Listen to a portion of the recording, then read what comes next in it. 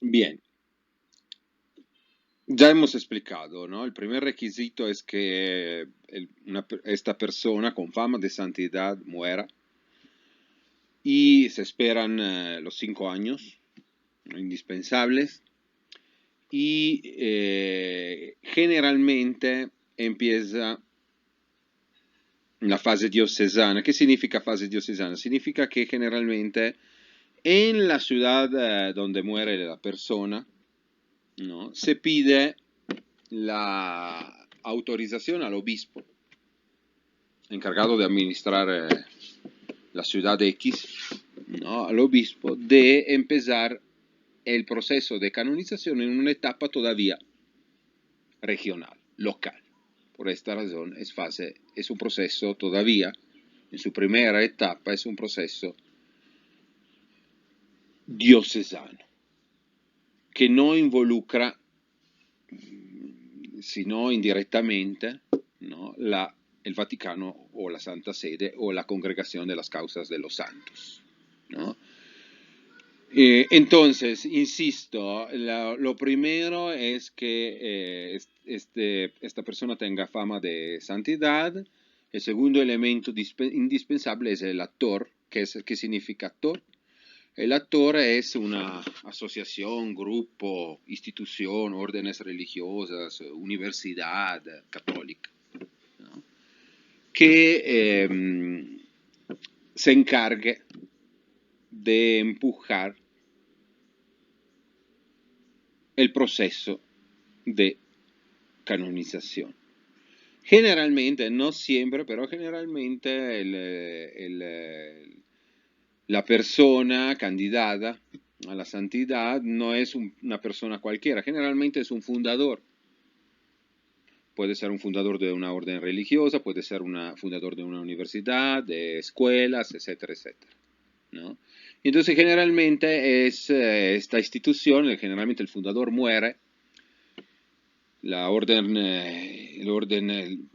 religiosa, una orden religiosa sigue adelante, ¿no? Y generalmente esta orden religiosa fundada por esta persona, ¿no? La orden religiosa empuja el proceso de canonización.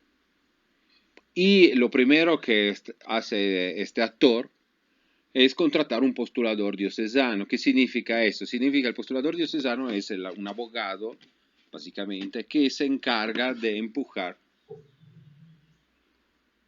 todo el proceso de canonización en su etapa diocesana.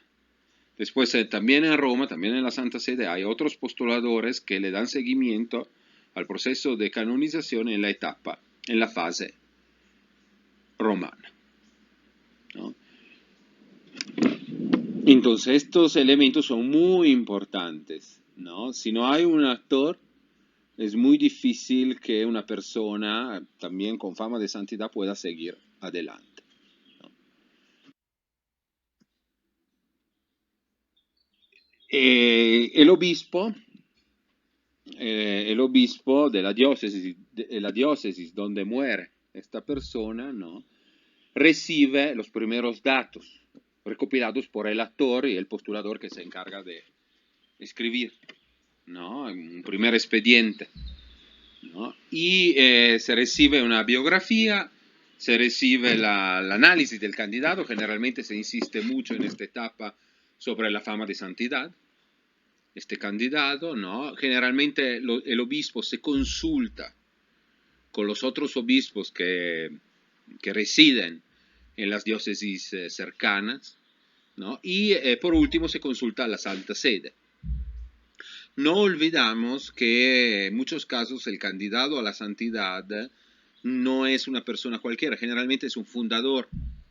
Entonces, en muchos casos, los obispos leen datos o analizan un expediente de una persona que no es un perfecto desconocido, todo lo contrario. En muchos casos lo conocen. En muchos casos en la Santa Sede hay expedientes, hay datos sobre esta persona, hay fichas de archivo, ¿no? Entonces se van cotejando los datos y todo, ¿no? Y si todo va bien, se abre el proceso de canonización. ¿Qué significa esto? Significa que después de la autorización de la Santa Sede, el obispo redacta un edicto donde se forma el tribunal, donde se conforma el tribunal, ¿no? Todo esto se llama comisión instructora, ¿no? Generalmente se va a...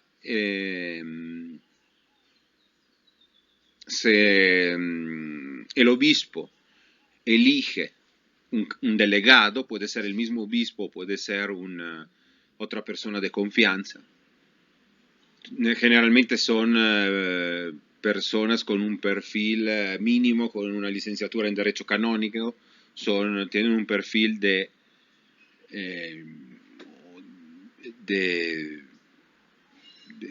tienen un perfil o una especialidad o una carrera, podríamos decir, en derecho canónico, claramente no derecho civil, no. Se elige también un promotor de justicia encargado de evaluar, en algún sentido, de investigar, de investigar sobre este candidato, ¿no? Y también entrevistar personas que sí apoyan la causa de canonización, pero también entrevistar personas que no apoyan la causa de canonización. Y en última medida un notario que se encarga de redactar las actas, ¿no? Todo esto es un proceso bastante largo, en muchos casos son años, en muchos casos, insisto, son personas bastante complejas, con una vida bastante heredada, ¿no? Que han tenido muchos contactos, ¿no? Entonces muchas veces se entrevistan y se invitan a participar por medio de, sí, son testigos, ¿no? Cientos y cientos de personas, ¿no? Y normalmente se envían cajas de documentos, ¿no? Y una vez que termina esta primera etapa diocesana, el candidato ya se transforma, va elevándose, va subiendo de nivel, y el candidato se proclama como siervo de Dios. La comisión instructora termina el trabajo. Anteriormente había retomado la vida, las virtudes, analizado la fama de santidad, el martirio en la hipótesis que sea un mártir, ¿no? Y presuntos milagros, ¿no? Todo esto termina, ¿no? Se redacta todo esto con el apoyo del notario, se proclama el candidato santo como siervo de Dios, ¿no? Y termina la fase, generalmente se declara una clausura diocesana, ¿no? Y se envía todo un paquete en Roma y todo esto se denomina el llamado trasunto, que generalmente son cajas y cajas y cajas de documentos,